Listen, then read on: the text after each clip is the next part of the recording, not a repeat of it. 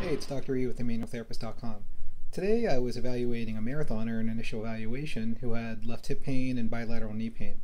So most of her workouts and cross-training were painful, even walking was painful, and her left greater than her right.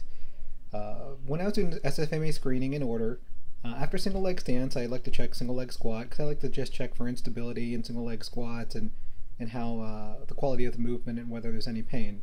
So surprisingly, her knee went right over her second metatarsal, and it was not unstable at all, and there was no pain. She went down maybe about 40-50 degrees of knee flexion, and then I went to go check the deep squat.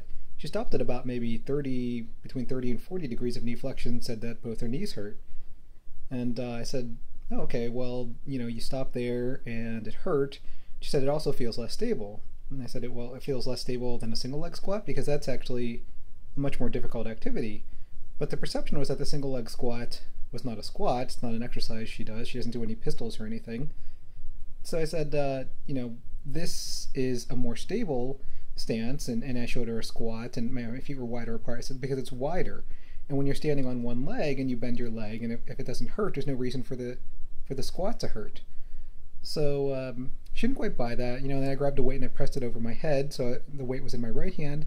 I pressed it over my head and I stood on my left leg, raising my right leg, and I said, does this look more stable or does this look more stable? And I put both my legs down. She said, oh, I guess that the both legs down are more stable. So the next time I screened it, I said, look, why don't you think of this as a double-legged single-leg squat? She said, oh, okay, well, I never thought about it that way.